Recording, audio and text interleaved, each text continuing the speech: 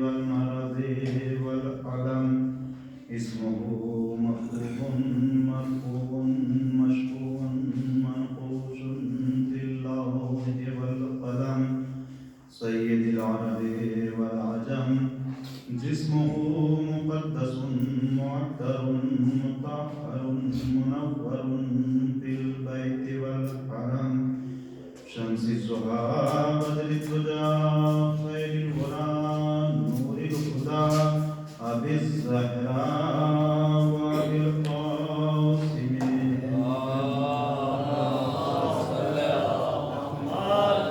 وعليه الغيب الطيبين الطاهرين المعصومين المظلومين لا سيما ابن الزهراء بقية الله المنتظر ولعنة الله على أعدائهم أجمعين من ليلتنا إلى قيام يوم الدين أما بعد فقد قال الله الكريم في الذكر الحكيم وقوله الحق بسم الله الرحمن الرحيم قل لا أسألكم عليه أجرا إلا المودة في القربى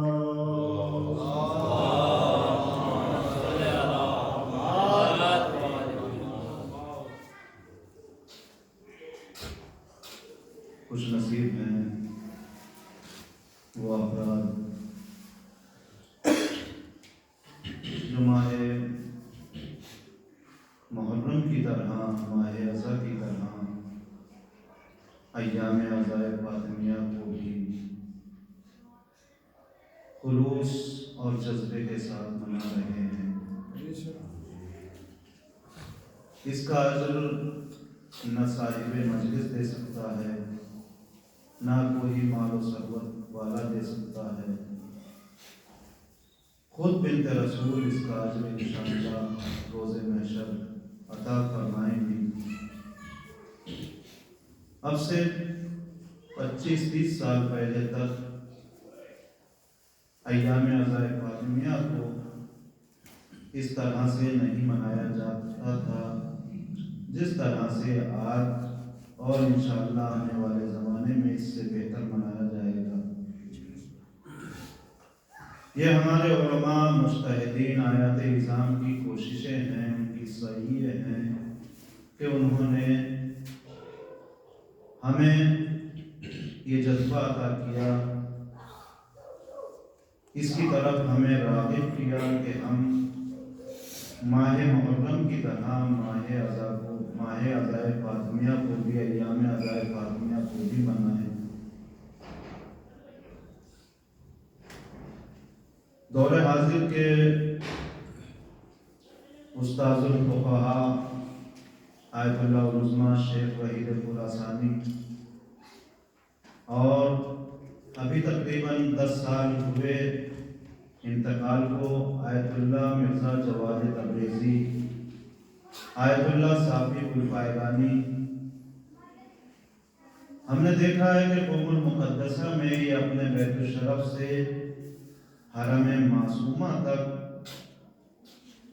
پا برہنہ سر برہنہ ماتم کرتے ہوئے، نوحہ پڑھتے ہوئے حرم حضرت فاطمہ معصومہ سلام اللہ علیہا تک جاتے تھے۔ ان حضرات میں کوئی بھی ہم جیسا جوان نہیں تھا، کوئی 90 سال کا ضعیف تھا، کوئی 104 سال کا ضعیف تھا، لیکن یہ حضرات ہم میں جذبہ پیدا کرنا چاہتے تھے کہ دیکھو جب ہم 90-80 سال کے 100 سال کے ہو کر شہزادی کا غم منا سکتے ہیں تو آپ کیوں نہیں منا سکتے۔ مرحوم حضرت آیت اللہ العظمیٰ سید محمد رضا گلپائگانی جو کوئی صاحب کے بعد مرجع تقلید رہے ہیں، ایام عزائے فاطمیہ میں وہ خاص اہتمام کرتے تھے، خاص طریقے سے منایا کرتے تھے۔ ان کا کہنا تھا کہ ایام عزائے فاطمیہ کو سید الشہداء کی عزا پر بھی ترجیح دو۔ امام حسین علیہ السلام یعنی ماہ محرم پر بھی جناب سیدہ کے غم کو ترجیح دو۔ اس کی وجہ یہ بتاتے تھے کیونکہ امام حسین علیہ السلام پر آنسو بہانا تولا ہے، اور عزائے فاطمیہ میں آنسو بہانا تبرہ ہے۔ یعنی امام حسین علیہ السلام کے غم میں اگر ہم آنسو بہا رہے ہیں تو یہ محبت اور مودت کا اقرار ہے، اور شہزادی کے غم میں آنسو بہا رہے ہیں تو یہ ان کے دشمنوں پر ہم بالکل ایسا ہی ہے جیسے تبرہ کر رہے ہیں، لعنت بھیج رہے ہیں۔ تو بہرحال ایام عزائے فاطمیہ کو اس سے بہتر انداز سے منایا جائے، اور اس کا اجر شہزادی کونین کی بارگاہ سے ہر انسان پائے گا۔ اسی مناسبت سے میں نے اس ذکر خیر کا عنوان اجر رسالت رکھا ہے۔ قرآن کریم کے سورہ شورى کی 23ویں آیت کریمہ کا مختصر سا ٹکڑا، جس میں ارشاد رب العزت ہو رہا ہے، قُلْ لَا أَسْأَلُكُمْ عَلَيْهِ أَجْرًا إِلَّا الْمَوَدَّةَ فِي الْقُرْبَى۔ اے میرے حبیب، اے میرے رسول، وہ افراد جو آپ کے پاس آپ کی خدمت میں آپ کی محنتوں کا صلہ دینا چاہتے ہیں، اجر رسالت دینا چاہتے ہیں، جو محنتیں آپ نے ان کے لیے کی ہیں ان کی مزدوری دینا چاہتے ہیں، تو ان سے کہہ دیجئے قُلْ لَا أَسْأَلُكُمْ، ہم تم سے کوئی اجر رسالت نہیں چاہتے، اپنی محنتوں کا کوئی صلہ نہیں چاہتے، إِلَّا الْمَوَدَّةَ فِي الْقُرْبَى، مگر اس کے کہ صرف ہم ہمارے اہل بیت سے مودت اختیار کرو۔ مترجمین نے، مفسرین نے اس آیہ کریمہ کا ترجمہ مودت کا ترجمہ محبت بھی کیا ہے، کہ اللہ کے رسول نے فرمایا کہ ہم اہل بیت سے تم محبت اختیار کرو، اور مودت بھی ترجمہ کیا ہے۔ محبت اور مودت میں بہت فرق ہے۔ محبت انسان کسی سے بھی کر سکتا ہے، محبت انسان کسی سبب سے بھی کر سکتا ہے، محبت انسان کسی وجہ سے بھی کر سکتا ہے۔ محبت کرنے کے لیے کوئی خاص معیار نہیں ہے۔ کبھی انسان کسی سے محبت کرتا ہے تو اس کی دولت کی بنا پر، کبھی انسان کسی سے محبت کرتا ہے تو اس کے حسن کی بنا پر، کبھی انسان کسی سے محبت کرتا ہے تو اس کی طاقت کی بنا پر، کبھی انسان کسی سے محبت کرتا ہے تو اس کے خاندان اور قبیلے کی بنا پر، کبھی انسان کسی سے محبت کرتا ہے تو اس کے جاہ و منصب کی بنا پر۔ لیکن انسان یہ تمام محبتیں جتنی بھی طریقے ہیں، اس میں لالچ بھی پایا جاتا ہے، ایک خواہش بھی پائی جاتی ہے، لیکن انسان مودت جو کرتا ہے نہ پیسے کی بنا پر کرتا ہے، نہ دولت کی بنا پر کرتا ہے، نہ حسن و جمال کی بنا پر کرتا ہے، نہ خاندان و قبیلے کی بنا پر کرتا ہے، بلکہ کردار کی بنا پر کرتا ہے۔ مودت جس سے بھی کی جاتی ہے اس کے کردار کی وجہ سے کی جاتی ہے، صاحبان کردار سے کی جاتی ہے۔ اللہ نے اس آیہ کریمہ میں محبت نہیں بلکہ مودت مانگی ہے، اور مودت بھی کسی اور کی نہیں بلکہ اہل بیت کی مانگی ہے، اہل بیت نبوت کی مانگی ہے۔ یہ آیہ کریمہ جس کے ذیل میں اللہ محبت یا مودت مانگ رہا ہے، اس آیہ کریمہ کو آیہ مودت کہتے ہیں یا آیہ اطاعت کہتے ہیں۔ اسی آیہ کریمہ کو آیہ اطاعت بھی کہتے ہیں۔ تمام مفسرین نے اس آیہ کریمہ کو آیہ مودت یا آیہ اطاعت تحریر کیا ہے، اور اس آیہ کریمہ کے جو مصداق ہیں وہ پنجتن پاک علیہ الصلوۃ والسلام ہیں۔ تمام مفسرین نے لکھا کہ اس آیہ کریمہ سے مراد خمسہ نجبہ ہیں۔ چاہے اہل تسنن کی تفاسیر کو دیکھ لیجئے، چاہے اہل تشیع کی تفاسیر کو دیکھ لیجئے، تمام اہل سنت علماء نے اس آیہ کریمہ سے مراد پنجتن پاک علیہ السلام کو لیا ہے۔ تمام شیعہ حضرات نے اس آیہ کریمہ سے مراد پنجتن پاک کو لیا ہے۔ یہ اور بات ہے کہ پنجتن پاک کو لینے کے بعد کچھ افراد کو شامل کرنا چاہا ہے، لیکن دلائل کے ذریعے، برہان کے ذریعے کتنا ہی آپ انہیں داخل کرتے رہیں، آیت خود بخود نکالتی رہے گی۔ قرآن کے پاس دلیلیں ہیں، علماء کے پاس برہان ہیں، برہان کے ذریعے، دلیلوں کے ذریعے ان داخل ہونے والے افراد کو خارج کرتی رہے گی۔ لیکن یہ بات مسلم ہے کہ تمام شیعہ حضرات نے اس آیہ کریمہ سے القربہ سے مراد پنجتن پاک کو لیا ہے۔ اہل تسنن نے بھی پنجتن پاک علیہ السلام کو لیا ہے۔ اہل تسنن کی تفاسیر کو آپ دیکھ لیجئے، چاہے علامہ فخر رازی کی تفسیر دیکھ لیجئے، تفسیر کبیر، چاہے علامہ زمخشری کی تفسیر دیکھ لیجئے، تفسیر کشاف، ان دونوں افراد نے بھی اس آیہ کریمہ میں پنجتن پاک علیہ السلام کو ذی القربہ سے مراد لیا ہے کہ ذی القربہ سے مراد صرف اور صرف پنجتن پاک علیہ السلام ہے۔ جب یہ آیہ کریمہ پیغمبر اسلام پر نازل ہوتی ہے، پیغمبر اسلام تمام مسلمانوں کے درمیان اس آیہ کریمہ کی تلاوت فرماتے ہیں، قُلْ لَا أَسْأَلُكُمْ عَلَيْهِ أَجْرًا إِلَّا الْمَوَدَّةَ بِالْقُرْبَى، میں تم سے کوئی اجر رسالت نہیں چاہتا سوائے اس کے کہ میرے قرابت داروں سے محبت کرو یا مودت کرو۔ تو علامہ زمخشری نے، علامہ فخر رازی نے، دونوں حضرات نے لکھا جیسے ہی پیغمبر نے اس آیت کی تلاوت کی تو تمام مدینے کے مسلمانوں نے یک زبان ہو کر ایک مرتبہ پیغمبر اسلام کے خدمت میں عرض کی، یا رسول اللہ من قرابتوں کا ہؤلاء الذین فرض اللہ علینا طاعتہم، اے اللہ کے رسول آپ کے وہ قرابت دار کون ہیں جن کی اطاعت کو اللہ نے ہماری گردنوں پر واجب قرار دیا ہے۔ قرآن کہہ رہا ہے اِلَّا الْمَوَدَّةَ بِالْقُرْبَى، میں اجر رسالت میں اہل بیت کی مودت یا محبت چاہتا ہوں، لیکن صدر اسلام کا مسلمان کہہ رہا ہے اللہ کے رسول وہ قرابت دار آپ کے کون ہیں جن کی اطاعت کو ہماری گردنوں پر واجب قرار دیا ہے۔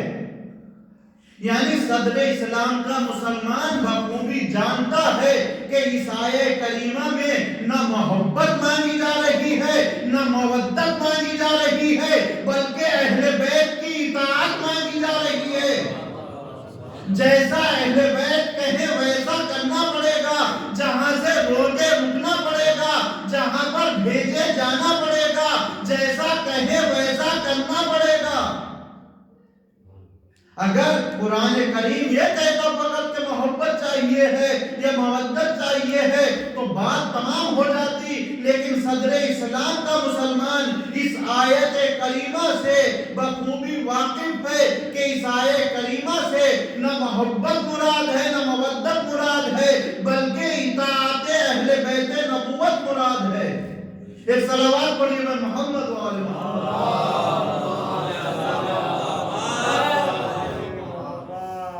جب مسلمانوں نے سوال کیا اللہ کے رسول آپ کے وہ قرابت دار کون ہیں جن کی اطاعت کو اللہ نے ہمارے اوپر واجب قرار دیا ہے، تو پیغمبر اسلام نے فرمایا کوئی نہیں ہے ان افراد کے علاوہ۔ پہلے اپنے نام کو گنایا پیغمبر اسلام نے، اس کے بعد فرمایا ہم علی و فاطمہ والحسن والحسین، ان اہل بیت نبوت سے اول میری ذات ہے، دوسرے علی ہیں، تیسرے فاطمہ ہیں، چوتھے امام حسن ہیں، پانچویں امام حسین ہیں۔ ان کی اطاعت کو اللہ نے تمام مسلمانوں پر واجب قرار دیا ہے۔ پنجتن پاک علیہ السلام جیسا کہتے رہے ویسا کرنا پڑے گا، جو حکم دیتے رہیں اس حکم کی تعمیل کرنا پڑے گی۔ علامہ زمخشری نے بھی، علامہ فخر رازی نے بھی بالتحقیق لکھا کہ یہ وہ افراد ہیں کہ جو پیغمبر کے سب سے نزدیک ترین افراد ہیں، جو سب سے قریبی ترین افراد ہیں۔ انہی افراد کے لیے اللہ نے کہا ہے کہ میں ان کی اطاعت یا مودت چاہتا ہوں اجر رسالت میں۔ قُلْ لَا أَسْأَلُكُمْ عَلَيْهِ أَجْرًا إِلَّا الْمَوَدَّةَ فِي الْقُرْبَى، اے میرے رسول کہہ دیجئے میں اپنے قرابت داروں کی مودت چاہتا ہوں، میرے قرابت داروں سے مودت کرو، محبت کرو۔ ان چاروں افراد میں پیغمبر سے جو سب سے نزدیک ترین شخصیت ہے اس ذات گرامی کا نام صدیقہ طاہرہ حضرت فاطمہ الزہرا ہے، شہزادی کونین کی ذات ہے جو سب سے قریب شخصیت ہے۔ لیکن یہ ذات جو ہے سب سے قریب اس بنا پر نہیں ہے کیونکہ پیغمبر کی بیٹی ہیں، یہ رشتے کی بنا پر پیغمبر سے نزدیک نہیں ہے کیونکہ بیٹیاں تو سب کے ہوتی ہیں۔ اگر اس طرح سے کوئی نزدیک آنا چاہے تو ہمارے یہاں بھی بیٹیاں ہیں، آپ کے یہاں بھی بیٹیاں ہیں، جو منصب یا جو فضیلت شہزادی کی ہے پھر وہی فضیلت ہمیں اپنی بیٹی کی بتانی پڑے گی۔ لیکن یہاں پر باپ اور بیٹی کا مسئلہ نہیں ہے، باپ اور بیٹی کا رشتہ نہیں ہے، بلکہ سیدہ کونین کے پاس ایک عہدہ ہے جس کی بنا پر پیغمبر سے نزدیک ہیں، اور وہ عہدہ ولایت ہے، وہ عہدہ ولایت ہے شہزادی کونین کے پاس۔ جو پیغمبر کے پاس عہدہ ہے وہی عہدہ شہزادی کونین کے پاس ہے، جو منصب شہزادی کونین کے پاس ہے وہی منصب پیغمبر کے پاس ہے، جو عظمت پیغمبر کے پاس ہے وہی عظمت شہزادی کونین کے پاس ہے۔ اگر یقین نہ آئے تو آپ اپنی بزم میں دیکھ سکتے ہیں، اگر کوئی بڑے عہدے والا یہاں پر بیٹھا ہو اور کوئی چھوٹے عہدے والا اس کے پاس آئے تو کبھی بھی وہ اپنی جگہ سے نہیں اٹھے گا۔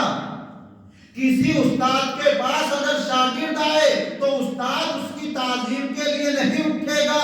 اگر کسی ڈاکٹر کے پاس کوئی کمپاؤنڈر آئے تو کبھی بھی وہ ڈاکٹر اپنی جگہ سے نہیں اٹھے گا۔ لیکن اگر آنے والا برابر کا منصبدار ہو، برابر کا عہدے دار ہو تو ہر حال میں اٹھنا پڑے گا، اس کی تعظیم کرنا پڑے گی۔ اب اس سے آگے میں نہیں بتا سکتا، تعظیم ضرور کرے گا، وہ اپنی جگہ پر بٹھائے گا یا دوسری جگہ پر بٹھائے گا، لیکن ہم نے تاریخ میں صادق آل محمد کی زبان سے سنا کہ صادق آل محمد نے فرمایا اِذْ كَانَتْ فَاطِمَةُ إِذَا دَخَلَتْ قَامَ إِلَيْهَا رسول اللہ۔ جب بھی فاطمہ زہرا بزم رسالت میں آتی تھی تو پیغمبر اپنی بیٹی کی تعظیم کے لیے کھڑے ہو جاتے تھے۔ میں نے بیٹی کا ترجمہ کیا ہے، باپ اور بیٹی کا ترجمہ کیا ہے، کیا یہ ترجمہ صحیح ہے؟ نہیں، بالکل غلط ہے۔ کسی کے باپ کو بھی یہ اختیار نہیں کہ اس حدیث کا ترجمہ باپ اور بیٹی کا کرے، کیونکہ صادق آل محمد نے باپ کا جملہ نہیں کہا ہے بلکہ کہا ہے قام الیہا رسول اللہ۔ جب بھی فاطمہ زہرا بزم رسالت میں آتی تھی تو اللہ کا رسول کھڑا ہو جاتا تھا۔ اگر باپ کھڑا ہوتا تو تمام باپوں پر سنت ہوتی پیغمبر کی طرح، وہ بھی اپنی بیٹیوں کی تعظیم کرتے۔ حالانکہ ہم نے دیکھا کہ جن کی بیٹیاں پیغمبر سے نسبت کی بنا پر محترم ہو گئی تھی، انہوں نے بھی اپنی بیٹیوں کی تعظیم نہیں کی۔ یہ تعظیم نہ کرنا اس بات کی دلیل ہے کہ ان کی بیٹیاں اور ہیں، رسول کی بیٹی اور ہے۔ ایک صلوات پڑھیے پر محمد والا۔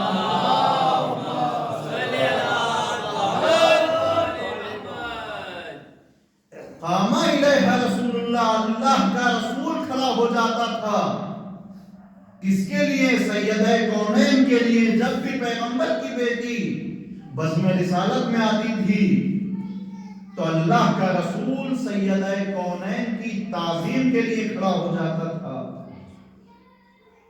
اس کے بعد کیا کرتے تھے؟ رہبر معظم نے صرف کھڑا ہونے کا ترجمہ نہیں کیا ہے، آیت اللہ خامنائی فرماتے ہیں الہا کے معنی ہے دویدن، یعنی دوڑنا۔ جب بھی پیغمبر شہزادی کی صورت کو دیکھتے تھے، آتا ہوا دیکھتے تھے تو اپنی جگہ سے دوڑتے ہوئے جاتے تھے، شہزادی کا ہاتھ پکڑتے تھے، ہاتھوں کا بوسہ لیتے تھے، پیشانی کا بوسہ لیتے تھے۔ اس کے بعد کیا کرتے تھے؟ اجلسہا فی مجلسہ ہی، شہزادی کونین کو اس جگہ پر بٹھاتے تھے جس جگہ پر خود بیٹھتے تھے۔ یہ باپ اور بیٹی کی تعظیم نہیں ہے، بلکہ ایک عظیم عہدے دار کی بزم میں ایک عظیم عہدے دار آیا ہے جس کی تعظیم کی جا رہی ہے، اس منصب کی تعظیم کی جا رہی ہے۔ اور ہر عہدے کی بنیاد ہے عبودیت، جتنی بڑی عبودیت ہوگی اتنا ہی بڑا منصب ملے گا، اتنا ہی بڑا عہدہ ملے گا۔ انسان کے پاس جتنی عبودیت ہوگی، یعنی اپنے آپ کو اللہ کا بندہ ثابت کر دے گا کہ پالنے والے میں تیرا بندہ ہوں، اور اللہ اسے اپنا بندہ قبول کر لے گا تو اتنا ہی بڑا منصب دے گا، اتنی ہی بڑی ولایت دے گا۔ اللہ نے اس عبودیت کی بنا پر کسی کو نبی بنایا ہے، کسی کو رسول بنایا ہے، کسی کو امام بنایا ہے، فقط عبودیت کی بنا پر۔ کتنے ہی نبی ہیں اگر نبوت کے منصب پر فائز ہوئے ہیں تو پہلے انہوں نے اپنی عبودیت ثابت کی ہے کہ پالنے والے ہم تیرے بندے ہیں، ہم تیری اطاعت کرتے ہیں۔ اس کے بعد اللہ نے انہیں منصب نبوت عطا کیا ہے، منصب رسالت عطا کیا ہے، منصب امامت عطا کیا ہے۔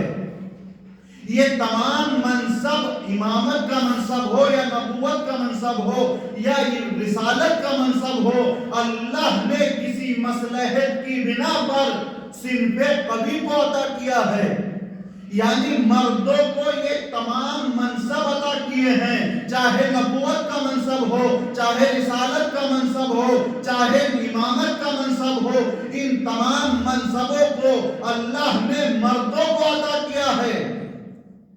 لیکن ایک ایسا منصب تھا جس کو اللہ نے اپنی کنیز کو عطا کیا، وہ منصب ولایت تھا، وہ منصب ولایت تھا جو شہزادی کونین کو عطا کیا ہے۔ شہزادی کونین کو عطا کرنے کے بعد ایک مرتبہ آواز دی، اے میرے فخر المرسلین، اے خلق اول، اے نور اول، اے فخر موجودات، تمام منصبوں کو ہم نے، اللہ نے نبیوں کو، اماموں کو، رسولوں کو عطا کیا ہے، لیکن ایک منصب ولایت ہے جو ہم نے فاطمہ کو عطا کیا ہے۔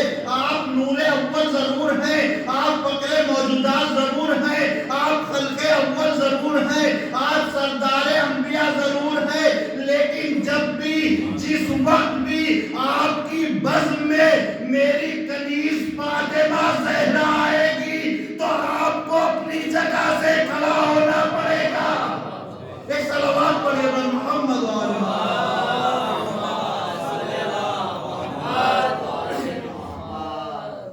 یہ منصب ولایت ہے جو شہزادی کونین کو عطا کیا ہے۔ اے میرے خلق اول، اے میرے نور اول، اے سردار انبیاء، اے سید المرسلین، آپ کے پاس تمام منصب ہیں، آپ نبی بھی ہیں، رسول بھی ہیں، امام بھی ہیں، سردار انبیاء بھی ہیں، ختم المرسلین بھی ہیں، لیکن جس وقت بھی فاطمہ آپ کی خدمت میں آئے تو آپ کو تعظیم کے لیے کھڑا ہونا پڑے گا۔ روایت میں یہ نہیں ہے کہ ایک یا دو مرتبہ اللہ کا رسول شہزادی کونین کی تعظیم کے لیے اٹھا ہو، نہیں، صادق آل محمد فرماتے ہیں کانت فاطمہ اذا دخلت قام الیہا رسول اللہ، جب بھی شہزادی کونین اللہ کے رسول کی خدمت میں آتی تھی تو اللہ کا رسول تعظیم کے لیے کھڑا ہو جاتا تھا، یعنی ایک دو مرتبہ نہیں بلکہ جب بھی شہزادی کونین آتی تھی تو اللہ کا رسول اپنی بیٹی کے لیے نہیں، ایک ولایت کا عہدہ تھا سیدہ کونین کے پاس، جس عہدے کی بنا پر اللہ کا رسول سردار انبیاء شہزادی کونین کی تعظیم کے لیے کھڑا ہو جاتا تھا۔ یہ تعظیم کرنا اس بات کی دلیل ہے، اللہ بتانا چاہتا ہے کہ جو منصب میں نے اپنے ختم المرسلین کو دیا ہے وہی منصب اپنی کنیز خاص فاطمہ زہرا کو عطا کیا ہے۔ ایک صلوات پڑھیے بر محمد والا۔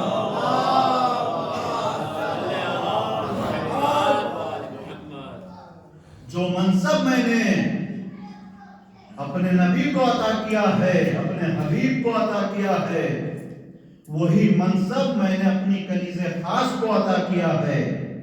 اب خود انصاف سے بتائیے کہ جب سیدہ کونین کی تعظیم کے لیے ختم المرسلین سردار انبیاء کھڑے ہو گئے تو پھر بیٹھا کون رہا؟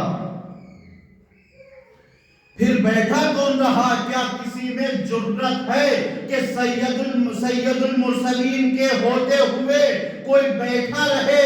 یعنی سیدہ اگر شہزادی کونین اگر پیغمبر کی خدمت میں آ جائیں اور پیغمبر اپنی جگہ سے کھڑے ہو جائیں تو اب کوئی بھی نہ مسلمان بیٹھ سکتا ہے، نہ کوئی نبی بیٹھ سکتا ہے، نہ کوئی رسول بیٹھ سکتا ہے۔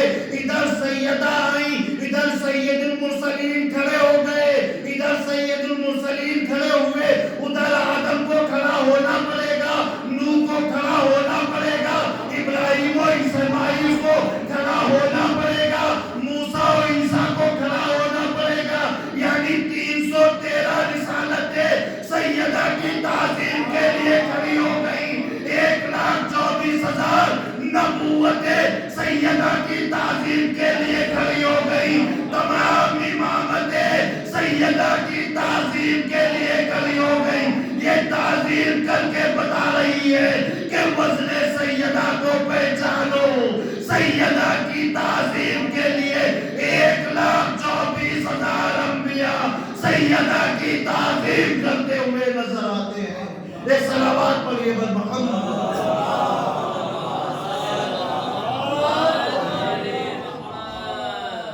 یہ وزن سیدہ ہے، یہ عظمت سیدہ ہے کہ 313 رسالتوں کو کھڑا ہونا پڑے گا، 1,24,000 نبوتوں کو کھڑا ہونا پڑے گا، تمام امامتوں کو کھڑا ہونا پڑے گا اگر سیدہ بزم رسالت میں آ جائیں۔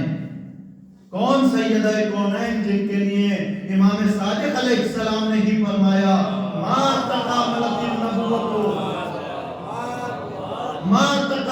النبوت لنبی حتی اقر بفضلها ومحبتها، کسی نبی کی نبوت اللہ نے اس وقت تک مکمل نہیں کی جب تک کہ اس نے فاطمہ زہرا کی محبتوں اور فضیلتوں کا اقرار نہ کر لیا ہو۔ اللہ نے کسی نبی کی نبوت کو اس وقت تک کامل نہیں کیا، مکمل نہیں کیا جب تک کہ فاطمہ زہرا کی محبتوں اور فضیلتوں کا اقرار نہ کر لیا ہو۔ عزیزو، یہ زوجہ اور شوہر میں کیا عظمتیں ہیں، اگر 1,23,999 انبیاء فاطمہ زہرا کی فضیلتوں کا اقرار نہ کریں، محبت کا اقرار نہ کریں تو ان کی نبوتیں کامل نہیں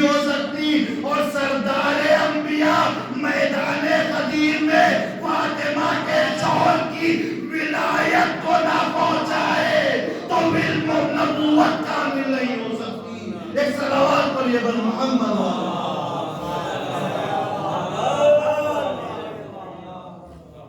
یہ شہزادی کونین ہیں کہ جن کی فضیلتوں اور محبتوں کا اقرار کرنے سے 1,23,999 انبیاء کی نبوتیں کامل ہوتی ہیں. اور ادھر شہزادی کے شوہر ہیں جن کی ولایت کو اگر نہیں پہنچایا تو حکم خدا ہے فما بلغت رسالتا. اے میرے رسول اگر علی کی ولایت کو نہ پہنچایا تو گویا ہماری رسالت کا کوئی پیغام ہی نہیں دیا. یہ شہزادی کونین کی عظمت ہے. قل لا اسألکم علیہ اجرا الا المودۃ فی القربى. اے میرے حبیب کہہ دیجئے کہ میں اجر رسالت میں کچھ طلب نہیں کرتا سوائے اس کے کہ میرے قرابت داروں سے محبت یا مودت کرو، ان کی اطاعت کرو. ایک کتاب ہے نفس الرحمن فی فضائل سلمان، اس میں ایک واقعہ لکھا ہوا ہے شہزادی کونین کی عظمتوں کو سلام ہے ہمارا. اگر شہزادی ہم سے راضی ہیں تو پوری دنیا ہماری مخالف ہو جائے ہمیں کوئی فکر نہیں. جناب سلمان فارسی سے روایت ہے کہ جناب سلمان فارسی جب مدینے میں رہتے تھے زمانہ پیغمبر ہے، جب مسجد نبوی سے حیا علی الصلاۃ کی آواز آتی تھی کہ چلو آؤ دوڑو نماز کی طرف، نماز کے لیے آ جاؤ، تو تمام امت مسلمہ اذان کی آواز کو سن کر مسجد نبوی کی طرف جاتی تھی. لیکن جناب سلمان فارسی تھے جو پہلے در سیدہ پر جاتے تھے، اذان کی آواز سن کر در سیدہ پر جاتے تھے. در سیدہ پر جا کر جھکی ہوئی کمر سے جھاڑو دیا کرتے تھے، صفائی کیا کرتے تھے، کہتے تھے السلام علیکم یا اہل بیت النبوہ. اے اہل بیت نبوت آپ پر میرا سلام ہو. جو خدمت درکار تھی جناب سلمان فارسی اہل بیت کی خدمت کیا کرتے تھے، اور جب اذان تمام ہونے والی ہوتی تھی تو سلمان فارسی مسجد نبوی میں پہنچتے تھے، تمام مسلمانوں کے ساتھ پیغمبر کے پیچھے نماز پڑھا کرتے تھے. ایک روز ایک دل جلا آیا، پیغمبر اسلام کی خدمت میں آیا اور کہتا ہے اے اللہ کے رسول سلمان روزانہ دیر سے آتے ہیں، اذان تمام ہو جاتی ہے، سلمان اس وقت مسجد میں داخل ہوتے ہیں، ان سے کہیے کہ وقت پر آیا کریں، انہیں تنبیہ کیجئے، انہیں سمجھائیے، انہیں بتائیے کہ وقت پر آیا کریں. اور سلمان اس وجہ سے دیر سے نہیں آتے کیونکہ بوڑھے ہو گئے، کمر جھک گئی ہے، بلکہ دیر سے آنے کی وجہ یہ ہے کہ سلمان اذان کی آواز سن کر در فاطمہ پر جاتے ہیں، وہاں پر جھاڑو دیتے ہیں، صفائی کرتے ہیں، جو کام ہوتا ہے اس کو انجام دیتے ہیں، اہل بیت نبوت کو سلام کرتے ہیں. لہٰذا یہ ان کے دیر سے آنے کی وجہ ان کی ضعیفی نہیں ہے بلکہ خدمت سیدہ ہے. ان سے کہیے کہ پہلے نماز پڑھا کریں، وہاں پر نہ جایا کریں، یہاں پر آیا کریں اور مسجد میں اذان سے پہلے وارد ہو جایا کریں. ایک مرتبہ شاکی کو پیغمبر اسلام نے شکایت کرنے والے کو ایک مرتبہ پیغمبر اسلام اس کی طرف دیکھتے ہیں، دوسری نگاہ جناب سلمان فارسی کی طرف کرتے ہیں. کون سلمان جو منا اہل بیت کی منزلوں پر پایا ہے. ایک مرتبہ سلمان سے کہتے ہیں اے سلمان یہ کیا کہہ رہا ہے، اس کا جواب کیوں نہیں دیتے. ایک مرتبہ سلمان نے یا علی کہا، اپنی کمر کو سیدھا کیا اور سیدھا کرنے کے بعد ہاتھوں کو جوڑنے کے بعد کہا اللہ کے رسول میں ان مسلمانوں کو یہ بتانا چاہتا ہوں کہ تم مسجد میں اس لیے آتے ہو تاکہ اللہ راضی ہو جائے. تم مسجد میں اس لیے آتے ہو تاکہ اللہ راضی ہو جائے. مجھے افسوس ہے ان مسلمانوں پر جس اللہ کو دیکھا نہیں اس کو راضی کرنا چاہتے ہیں، اور جو مظہر صفات خدا بندی فاطمہ زہرا اس دنیا میں موجود ہے اس کو راضی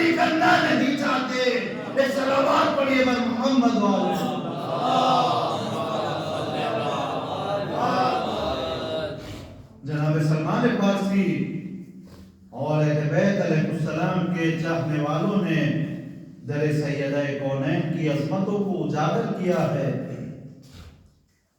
اس دروازے پر جس پر سلمان فارسی جھاڑو دیا کرتے ہیں، جس پر سلام کیا کرتے ہیں، اسی دروازے پر ختم المرسلین 6 یا 9 مہینے تک السلام علیکم یا اہل بیت النبوہ و مادن الرسالہ و مختلف الملائکہ و انما یرید اللہ لیذہب عنکم الرجس اہل البیت و یطہرکم تطہیرا کی تلاوت کرتے رہے۔ پیغمبر اسلام اس دنیا سے جا رہے ہیں، ایک مرتبہ تمام مسلمانوں کو جمع کیا، تمام مسلمانوں کے سامنے ایک وصیت کی، ایسی عجیب و غریب وصیت ہے جو کربلا کے میدان میں بھی نہیں ملتی۔ پیغمبر اسلام نے تمام مسلمانوں کو جمع کرنے کے بعد وصیت کی، وصیت کے جملے کیا ہیں؟ ایھا الناس انا فاطمۃ بضعۃ منی، اے مسلمانوں، اے لوگوں، اسے پہچانو، یہ فاطمہ ہے، فاطمہ میرا جزو رسالت ہے، میرا ٹکڑا ہے۔ بابوہا بابی، اس کا دروازہ میرا دروازہ ہے۔ بیتوہا بیتی، اس کا گھر میرا گھر ہے۔ فمن ہتکہ ہتکہ حجاب اللہ، جس نے اس گھر کی بے حرمتی کی، اس نے گویا اللہ کے حجاب کی بے حرمتی کی۔ میں کہوں گا اللہ کے رسول، آپ یہ کیسی وصیت کر رہے ہیں؟